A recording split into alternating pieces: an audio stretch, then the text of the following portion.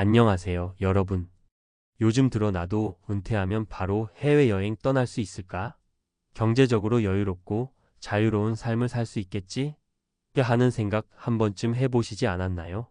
사실 저는 은퇴가 가까워질수록 기대와 불안이 동시에 커지더라고요. 은퇴 후에는 지금껏 못 해본 것들을 실컷 즐길 수 있을 거야. 라는 낙관적인 마음과 과연 노후 자금이 충분할까? 사회와 멀어지면 외로워지진 않을까? 같은 현실적인 걱정이 뒤섞인 거죠. 그래서 오늘은 은퇴 후 5년간의 여행을 통해 깨달은 충격적 진실이라는 이야기로 시작해서 우리가 놓치기 쉬운 노후의 현실과 그 대안을 조금 편하게 얘기해 보려고 해요. 실제로 은퇴 후 꽤 많은 분들이 자유를 만끽할 수 있겠다며 여행길에 오르거나 새로운 취미 활동을 시작했다가 막상 12년만 지나도 생각지도 못했던 외로움과 무기력함에 부딪히는 경우가 많거든요. 오늘은 사례 3가지를 소개해 드리려고 해요. 세 분 모두 은퇴 후에 어느 정도 자금을 준비하고 편안한 여행 또는 인생 이모작을 꿈꿨던 분들인데요. 이분들이 겪은 이야기를 통해 우리가 놓치고 있는 노후의 진실 그리고 그에 대한 해법까지 함께 이야기해 봅시다. 1. 첫 번째 사례, 김영수 씨의 충분한 돈이 있어도 채워지지 않는 공허함. 김영수 가명 씨는 30년 가까이 직장 생활을 하면서 꾸준히 노후 자금을 모았어요. 회사에서도 인정받고 정년 퇴직할 때 퇴직금도 꽤 받았죠. 본인도 이 정도면 은퇴 후 10년간 먹고 사는 건 문제 없겠다 싶어 퇴직하자마자 해외여행을 다니기 시작했습니다.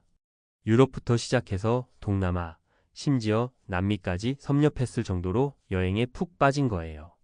그런데 2년 정도 지나고 나서 영수 씨가 느낀 감정은 놀랍게도 공허함이었습니다.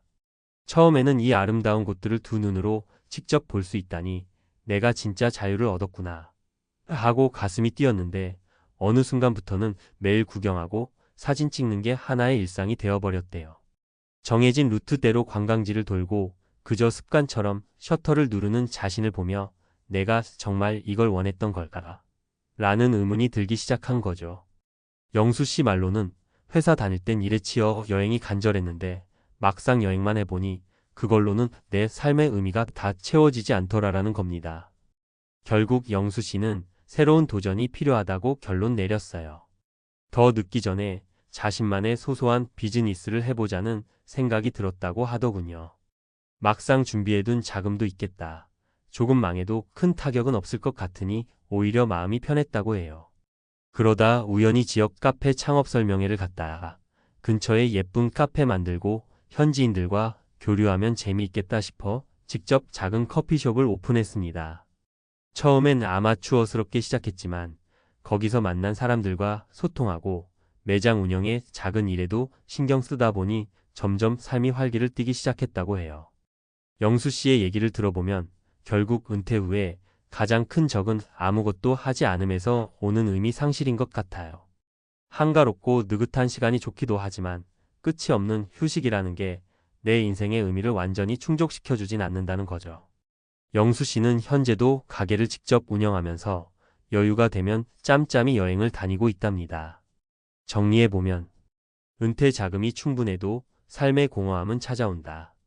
끊임없이 내가 하고 싶은 의미 있는 활동이 무엇인가 질문해야 한다. 여행도 좋지만 그 이상의 목적과 도전이 필요하다. 2. 두 번째 사례 박혜진 씨의 인간관계에 단절이 주는 외로움. 박혜진 가명 씨는 비교적 젊은 나이에 퇴직했어요. 그래서 체력도 좋고 당연히 노후에는 해외에서 지내보자 라는 로망이 컸습니다. 남편과 함께 동남아 휴양지의 작은 콘도를 장기 임대해서 지내면서 한국에 있을 때보다 생활비를 확 줄일 수 있었거든요. 처음엔 와 여유롭다. 맨날 파도 소리 들으며 하루 종일 쉬어도 되네. 이런 설렘이 꽤 오래 갔대요. 그런데 막상 1년 정도 지나니 외로움이 크게 밀려오기 시작했습니다. 옆집 사람들과 몇 마디 나누긴 했지만 언어가 통하지 않으니 깊이 교류하기 어려웠고 현지인이 아닌 이상 현지 사회활동에 적극적으로 뛰어들 수도 없었던 거예요. 또 한국에서 가족 모임 있을 때마다 비행기 타고 왔다 갔다 하는 것도 부담이 되었고요. 가장 힘들었던 건 자주 보던 친구들과 떨어져 있다는 사실이었다고 해요. 평생을 함께해온 친구들과 주말에 가볍게 만나 수다 떨던 사소한 순간들이 그리워지기 시작한 거죠. 시간이 흐를수록 내가 굳이 낯선 곳에서 외롭게 지낼 필요가 있을까 하는 고민이 커졌다고 합니다. 결국 혜진 씨 부부는 다시 한국으로 돌아와 부모님과 형제 자매가 있는 곳에서 가까운 아파트로 이사했어요. 대신 한국에만 계속 있긴 답답하니까 1년에 한두 번쯤 장기 여행을 가자라는 방식을 택했죠. 그 선택이 훨씬 마음이 편했다고 해요. 외국에 머물 때는 외국 생활의 새로움을 즐기고 한국에 돌아오면 편안한 언어와 사람들 속에서 외로움을 해소하는 방식으로 균형을 잡게 된 겁니다.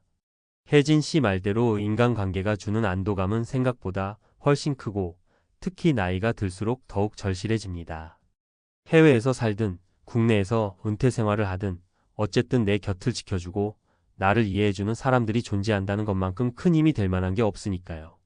정리해보면 외국에서의 낭만도 잠시, 인간관계 단절로 큰 외로움을 느끼기 쉽다. 오랜 친구나 가족과의 교류가 마음의 안정과 삶의 활력을 준다. 은퇴 후 이동식 생활을 선택하더라도 관계의 토대는 반드시 필요하다. 3. 세 번째 사례 홍길동 씨의 내가 지금까지 쌓은 역량을 어디에 쓸까? 홍길동 가명 씨는 모 대기업에서 연구원으로 평생 근무했어요. 연구 쪽에서는 꽤나 베테랑으로 통했는데 정년퇴직을 앞두고 퇴직 후에도 내가 가진 경험을 살릴 수 있을까 하는 고민을 많이 했다고 합니다. 주변에선 이제 고생할 만큼 했으니 편하게 지내라라고 말했지만 홍길동 씨는 은근히 일에 대한 미련이 있더라고요. 그래서 퇴직하고 막연하게 1년쯤 휴식을 취했는데 내가 이대로 아무것도 안 하면 너무 아깝지 않나? 내가 할 수 있는 게 분명 있을 텐데라는 생각이 점점 들었다고 해요. 그러다가 우연히 후배가 창업한 스타트업에서 자문 역할을 해달라는 제안을 받았습니다. 처음엔 귀찮을 것 같은데 싶어 망설였지만 실제로 조금씩 참여해보니 자신의 경력과 지식을 활용해 후배들을 돕는 일이 생각보다 큰 만족감을 주었다고 해요. 홍길동 씨는 열정을 가지고 달려드는 젊은 친구들을 보면서 나도 옛날 생각이 많이 났다라고 이야기했어요. 현장에서 땀 흘리며 실패도 하고 또 그 실패 속에서 배우는 젊은이들의 모습을 보며 자기도 마치 한 번 더 젊어진 기분을 느꼈다는 거죠. 무엇보다 은퇴했다고 완전히 쓸모가 사라지는 게 아니었구나. 내가 누군가에게 필요한 존재가 될 수 있구나라는 사실이 큰 힘이 되었다고 해요. 홍길동 씨는 지금도 주 23회 정도 출근해 컨설팅 형태로 일하고 가끔은 국내외 여행도 즐기는 반은퇴 생활을 하고 있죠. 이런 얘기를 듣다 보면 은퇴가 꼭 하던 일을 모두 멈추는 것만을 의미하는 건 아니라는 걸 새삼 깨닫게 됩니다. 정리해보면 은퇴 후에도 평생 쌓아온 역량은 여전히 가치가 있다. 자신이 쌓은 경험을 누군가와 나누고 의미 있는 곳에 사용하는 과정에서 삶의 보람을 느낀다. 반은퇴도 충분히 좋은 대안이 될 수 있다. 마무리하며 자, 지금까지 5년간의 여행을 통해 또는 다양한 방식으로 은퇴 생활을 경험해본 3가지 사례를 살펴봤습니다. 사실 우리 모두가 은퇴 후에 달콤한 자유만 가득할 것이라고 기대하지만 막상 현실은 그렇지 않다는 걸 많은 분들이 증언하고 있어요. 돈이 있어도 온종일 자유시간이 주어져도 결국 의미와 관계, 그리고 내가 쌓아온 역량을 어디에 쓸 것인가 하는 문제는 반드시 고민하게 됩니다. 김영수 씨 사례처럼 여행에만 몰두했을 때 오는 공허함, 박혜진 씨 사례처럼 인간관계 단절로 인한 외로움, 그리고 홍길동 씨 사례처럼 역량이 방치되면서 느끼는 아쉬움 등은 누구에게나 닥칠 수 있는 노후의 모습이에요. 그렇다면 우리는 어떻게 해야 할까요? 의미 있는 활동 찾기 취미생활이든 작은 비즈니스든 봉사활동이든 뭔가 내가 이 세상에 기여하고 있다고 느낄 수 있는 활동이 필요해요. 인간관계 유지 및 확장, 가족, 친구, 지인들과의 교류를 소홀히 하지 말고 새로운 사람들을 만날 기회를 만들어 보세요. 자신의 역량 활용 내 평생의 경험과 지식이 사장되는 건 너무 아깝습니다. 컨설팅, 자문, 강의, 멘토링, 무엇이든 내 역량을 쓰고 싶은 곳을 찾아보세요. 유연한 생활 형태 무조건 이제 일 안 하고 놀아야지가 아니라 반은 여행, 반은 취업, 창업, 봉사 같은 다채로운 스케줄을 갖춰보는 거예요. 결국 은퇴가 출구 엔드가 아니라 새로운 선택의 시작이라는 인식이 중요합니다. 여행을 다닐 수도 있고 쉬어갈 수도 있지만 그 시간이 길어질수록 필연적으로 내가 이 사회와 어떻게 연결되어 있는가를 고민하게 돼요. 사람과의 관계, 내가 남들과 주고받는 가치, 앞으로 내가 살아가야 할 이유를 찾는 과정이 꼭 필요해지는 거죠. 그러니 여러분도 미리 준비해 보셨으면 좋겠어요. 돈이나 건강도 물론 중요하지만 실제로는 관계와 활동이라는 자산이 우리에게 더 오래, 더 깊게 영향을 미치거든요. 혹시 지금도 언젠가 여행만 다니면 다 해결될 거야 하고 생각하고 계셨다면 오늘 사례들처럼 과연 그것만으로 만족스러운지 한번 점검해 보시는 것도 좋을 것 같습니다. 은퇴 후 5년, 10년 아직 남은 인생이 한참 깁니다. 원 없이 쉬자는 생각으로 시작했다가도 뜻밖의 외로움이나 공허감에 부딪히는 건 흔한 일이에요. 하지만 그것도 또 다른 기회가 될 수 있습니다. 내게 맞는 도전을 하나씩 만들어 나가고 사람들과의 관계에 정성을 쏟고 내가 하는 일을 통해 작은 보람이라도 느끼다 보면 인생 이막이 정말 새롭고 풍성하게 펼쳐질 수 있어요. 오늘 이야기가 조금이라도 도움이 되셨길 바라며 우리 모두가 은퇴는 끝이 아니라 새로운 시작이라는 마음으로 멋진 노후를 만들어 갔으면 좋겠습니다. 감사합니다.